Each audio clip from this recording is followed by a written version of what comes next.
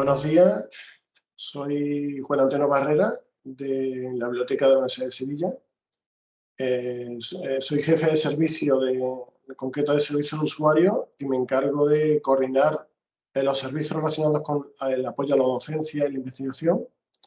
Y en este caso vamos a contar la experiencia que tenemos en la Universidad de Sevilla sobre el uso de Learning Library Access. Se puso en un servicio al público en el 2001, en febrero en concreto. Vamos a explicar un poco la experiencia en 4 partes. En primer lugar, decidir por qué elegimos esta herramienta.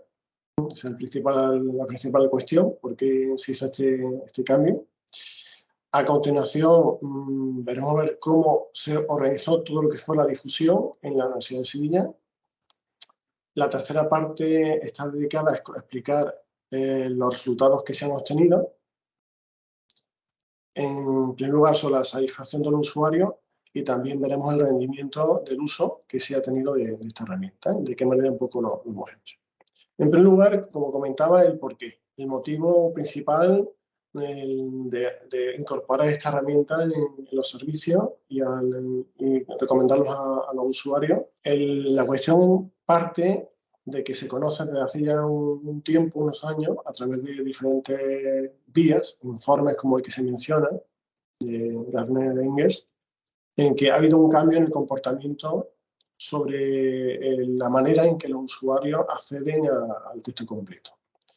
El modelo, digamos, tradicional, el que está previsto por las bibliotecas, tiene un recorrido, como el que aparece en el gráfico, que obliga que a través de la web, donde están navegando los usuarios, tienen que acceder de alguna manera a la biblioteca o a su catálogo, utilizar el resolver de enlaces que está dentro del mecanismo de la biblioteca, y de esa manera es como se llega al PDF. Este mecanismo, pues, de cara al usuario, como la figura, no siempre es el más intuitivo y a veces provoca dudas, sobre todo cuando el acceso se produce desde fuera del campus. Entonces, ante esta situación, aparecen herramientas que suplen y que simplifican la ruta, tal como aparece en el gráfico de la navegación de la web. De alguna manera surge una opción que simplifica todo, que incluye en el mismo momento el acceso a la biblioteca, a su catálogo y al resolver de enlace, que en este caso está ejemplificado con el logo de LL, y que directamente permite el acceso al PDF, o en este caso al libro, cuando también se está buscando. Entonces, motivos por los que nos llevaron a decidir en concreto Learning Library Access, en principio es que permiten una configuración bastante sencilla del resolver de enlace. Aparece de forma personalizada en el navegador, en el plugin que viene incorporado, aparece el logo de la institución, aparece información en el idioma que se decida, eso nos pareció muy, muy importante. Y además existen otro tipo de servicios de valor añadido que vimos que incluía la herramienta, como por ejemplo la búsqueda mejorada en Google Scholar, que hace que durante una búsqueda en esa plataforma el usuario detecte rápidamente y visualmente los enlaces a los textos que está encontrando a través del catálogo.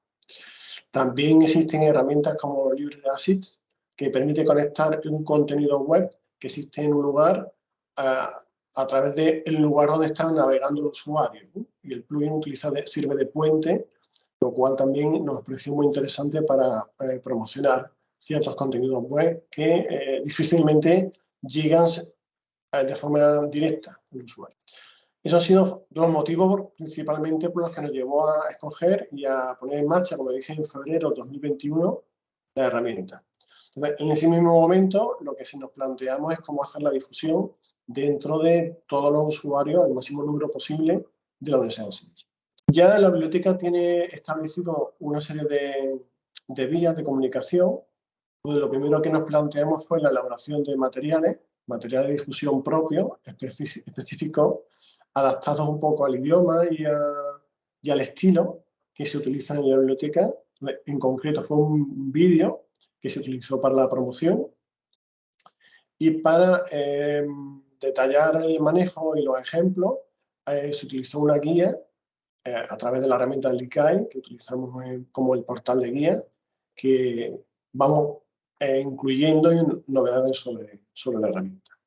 Esos han sido los dos principales materiales que hemos utilizado y, como decía, la puesta en marcha del plan de difusión tiene una serie de canales establecidos en el que siempre se parte del portal web, donde hay un apartado de noticias de la biblioteca, que es donde surge siempre la difusión. Se elabora una noticia específica, periódicamente se van elevando noticias para lanzar el producto, y las vías que utilizamos son principalmente listas de distribución que tenemos ya mantenidas desde la biblioteca para todo el personal investigador.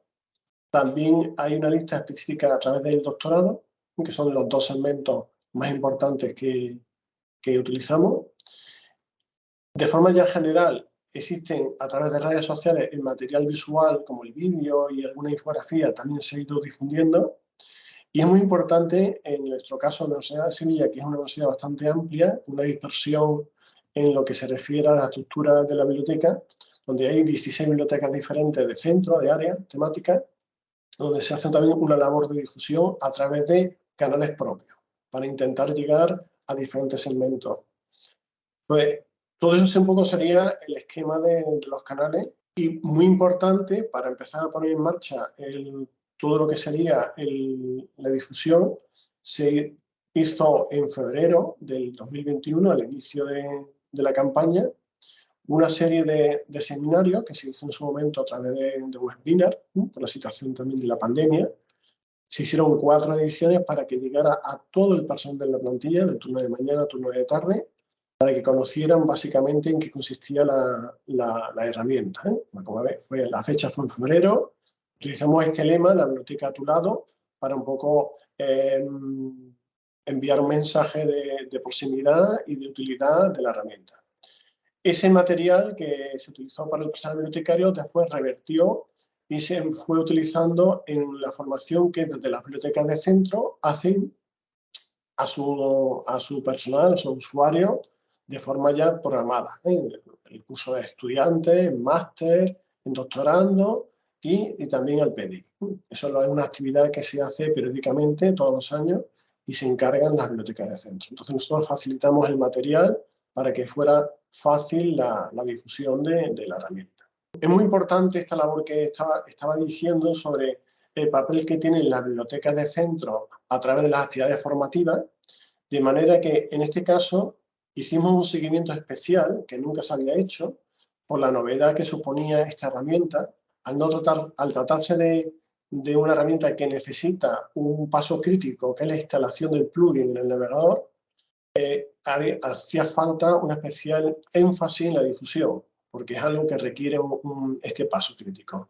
Entonces, por ello hicimos dos encuestas en 2022, una en enero y otra en octubre, donde se le pedía solamente al personal de las bibliotecas para ver si ellos habían incorporado la herramienta en las actividades formativas, junto con el resto de contenido, como pueden ser Scopus, Google Scholar, cualquier otro contenido, pero que también se incorporase durante las sesiones de formación un apartado específico para explicar las ventajas y cómo utilizar el Library. Entonces, la respuesta en enero había, la mayor parte ya había incorporado la herramienta en sus actividades de formación.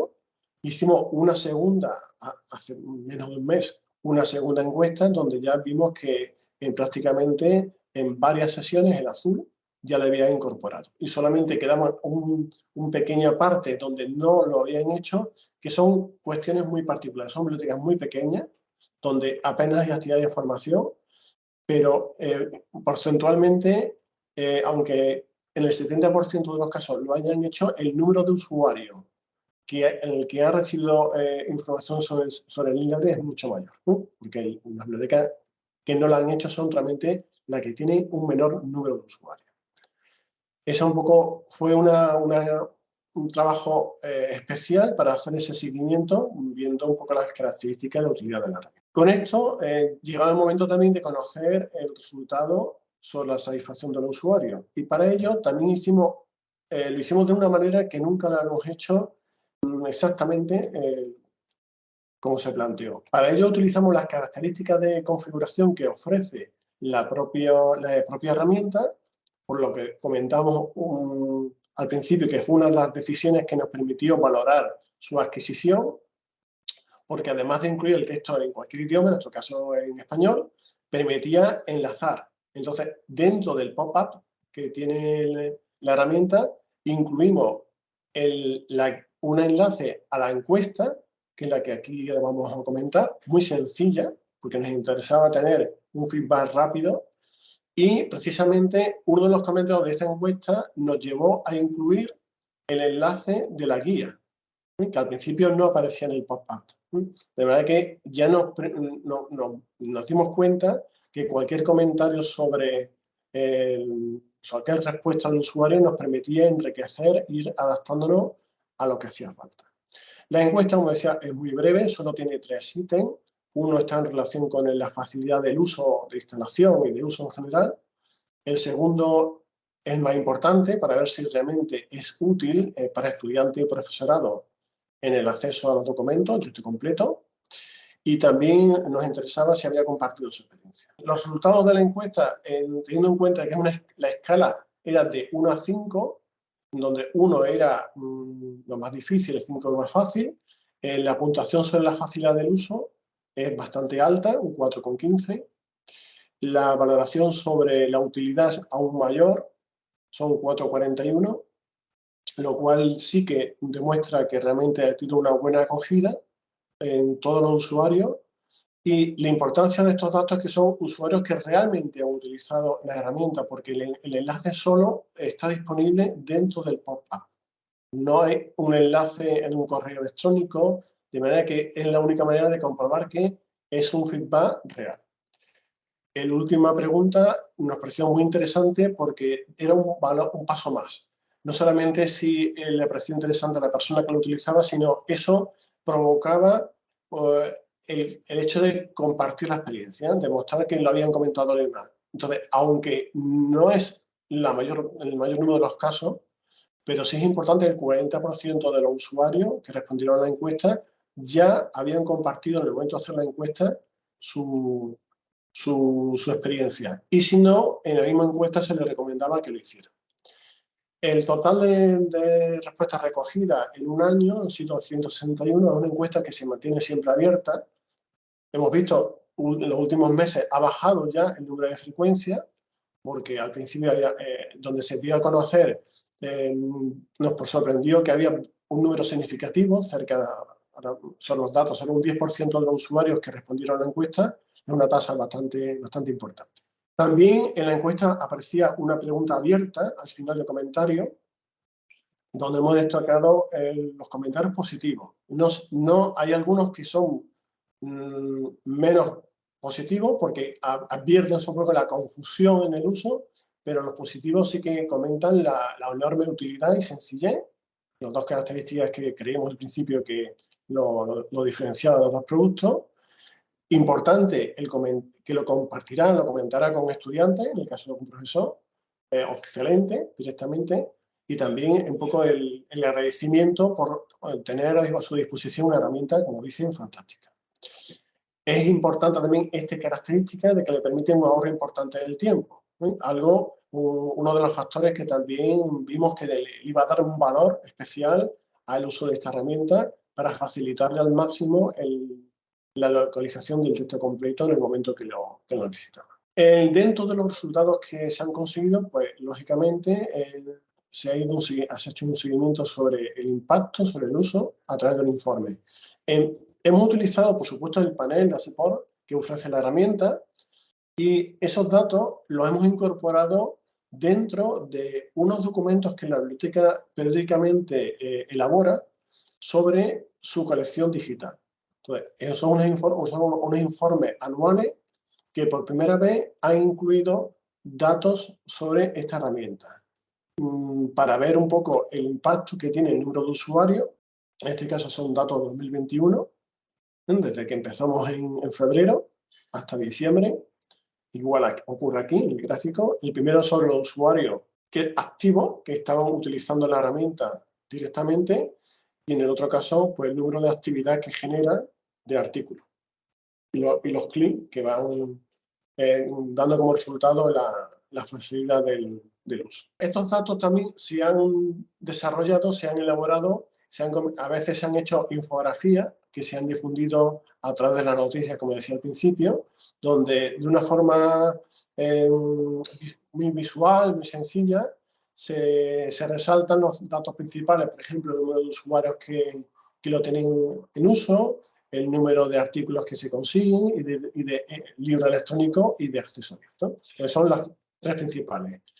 En el informe que comentaba antes también se hace un análisis sobre todo comparando qué resultado obtiene la herramienta a la hora de localizar las colecciones que sean propias, las que son suscripción o las que son de acceso abierto. Entonces, como vemos que prácticamente el 80% de lo que es capaz de localizar la herramienta o que los usuarios les interesa están relacionados con la colección, lo cual también cumple el objetivo como biblioteca de amortizar y de dar un servicio disponible y de facilitarle el acceso a la colección. Entonces, teniendo en cuenta todo esto, según nuestra experiencia, podemos concluir tres ideas principales. En primer lugar, que desde que en febrero y marzo se dio a conocer la herramienta, a través de la campaña de difusión que hemos comentado, hubo una rápida aceptación. O sea, los usuarios que entendieron un poco la importancia que tenía, la utilizaron, la siguieron utilizando porque el número se mantiene. En la encuesta nos dio también una información bastante rápida, en poco tiempo, de que el nivel de satisfacción era alto, como hemos dicho. Y quizá una característica, no sé si en otras situaciones se da, es que a pesar de casi 2 años que está en uso, se mantiene casi el mismo número de usuarios activos. Quizá ahí podríamos averiguar si se trata de que hay un estancamiento o que hay usuarios que abandonan o hay nuevos usuarios. Pues quizá esa sería la diferencia sobre lo que tenemos que avanzar. ¿De acuerdo? Bien, pues yo agradezco a Ana Barbie un poco la oportunidad de contar la experiencia que hemos tenido en la Universidad de Sevilla. Y como decía, no he dicho todos los detalles que permite la herramienta, porque digamos, seguramente que se conocen a través de otros foros, pero sí destacar todo lo que hemos visto en el caso que hemos desarrollado en la Universidad de Sevilla. Ahora, nos gustaría hacerte, Juan Antonio, un par de preguntas relacionadas con lo que nos acabas de mostrar. Y primero que nada, nos gustaría preguntarte, como hablaste, dijiste que algunos de los canales de difusión que se utilizan en la Universidad de Sevilla incluyen noticias de la biblioteca y listas de distribución. ¿Cuál es la mejor herramienta para difundir el uso de Ignite? Bien, pues realmente por lo que hemos visto, creo que la rapidez con que se aceptó la herramienta fue gracias al uso de las listas de distribución del PDI, del personal investigador. Es verdad que tenemos un hábito, una mecánica bastante establecida para difundir noticias de interés. Somos muy selectivos a la hora de difundir qué contenido a este colectivo, y se hacen noticias periódicamente, pero no nunca más de una a la semana, o cada 15 días, para destacar las principales novedades. Entonces, ellos ya, digamos, le dan importancia a esos mensajes porque saben que aquello que se comunica siempre es algo interesante. Entonces, la lista de distribución fue muy importante, pero además de todo eso, es importantísimo la labor que se puede hacer a través de las actividades de formación, porque muchas veces, de primera mano, una persona que a través de webinar o en el aula, en todas estas actividades de formación que se suelen hacer integradas en actividades de máster, de doctorado, que las bibliotecas ya la tienen establecido, en nuestro caso hace ya mucho tiempo, se hacen dentro del horario de clase, actividades de formación, pues que en ese momento se incluye también la explicación sobre la herramienta, porque es realmente el momento donde el grupo de estudiantes están pendientes y están descubriendo todas las herramientas que le ofrece la biblioteca, y esta es una de ellas. O sea, digamos, las dos canales, lista de distribución y actividades de formación, son las que yo destacaría. Perfecto. Entonces, si tuvieras como recomendarle una manera para introducir esta herramienta a una institución que parte desde cero, tu opinión sería comenzar con, obviamente, un tema de entrenamiento y también una lista de distribución. ¿Sería correcto decir eso? Sí, si tienen establecido, si tienen ya, digamos, en su política de difusión, utilizan la lista de distribución, es la manera más rápida. Ujú. Porque la herramienta, si se explica, es bastante sencillo de explicar, que realmente en 2 pasos se implementa en el navegador, y si se destaca el beneficio que se consigue, yo creo que es la forma más rápida de llegar a un número importante. En otras herramientas que requieren explicaciones más complejas, quizás tiene más importancia las actividades de formación también. Basado en algo que mencionaste, que va en que la idea de incluir la encuesta en los pop-ups de manera directa, nosotros lo consideramos como una manera ideal para obtener los comentarios de los usuarios. Tomando eso en consideración, ¿han considerado utilizar Lean Library para obtener comentarios sobre otros temas que ustedes ven dentro de la biblioteca? Pues sí, de hecho, como mencioné al principio, a la hora de explicar el por qué decidimos Lean Library sobre otras herramientas parecidas, además, el hecho de la personalización, de hacer este tipo, lo que permite la configuración desde el panel de control, incluir enlaces y sobre todo el módulo del Library Assist, que puede convertirse en que aparezca en algunas situaciones en un pop-up que incluya, por ejemplo, un texto y una encuesta para recoger respuestas, tanto de satisfacción como cualquier tipo de duda.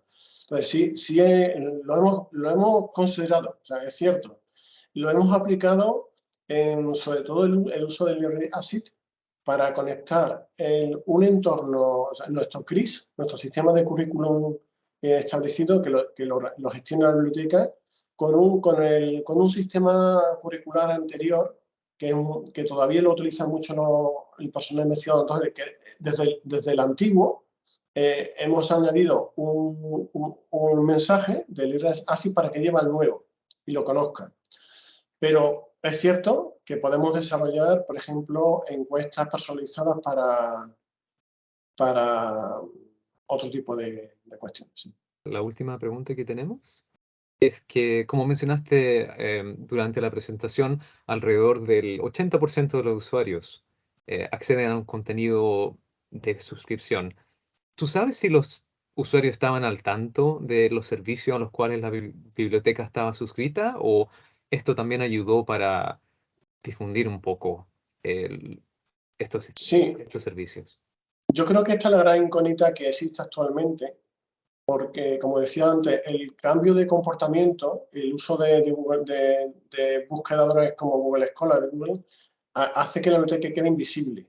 Entonces, a través del pop-up, donde aparece el logo y los textos personalizados, sí que demuestran que el usuario va a utilizar las colecciones de su biblioteca. Digamos, lo visibiliza. Porque si no se hiciera así, como ocurría hasta hace poco, creemos que el usuario accede al texto completo, pero no entiende, no ve realmente que ese texto completo se lo da la biblioteca.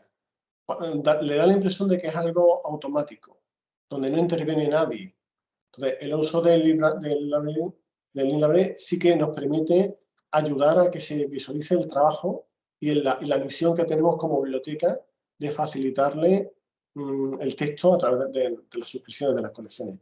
Yo creo que ha sido la gran ventaja que entiendo que el usuario lo ha valorado. Y Relacionado a esto, ¿le ha llegado alguna solicitud para una nueva suscripción, viendo que quizás descubren contenido que no sabían que estaban suscritos, o durante la investigación de los usuarios, le ha generado una necesidad a ellos? Pues en la encuesta, por ejemplo, de satisfacción, había en un comentario abierto donde se le preguntaba cualquier incidencia. Por ese día no ha llegado nada.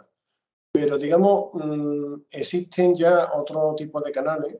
Lo que ocurre es que es muy difícil en ver si hay una relación directa entre que sea un usuario de Inlerable que realmente son anónimos, porque la biblioteca no tiene acceso a quién está utilizando la herramienta, a peticiones que se hacen. Entonces, por eso es muy complicado comprobar o demostrar esa relación directa. Pero realmente creemos que desde la encuesta, que es la única vía que tenemos para enviar información, no se ha recibido una petición nueva, pero porque hay canales donde ellos pueden ya comentar, o incluso la biblioteca es muy proactiva a intentar añadir productos que sean de interés, ¿no? a cada área temática.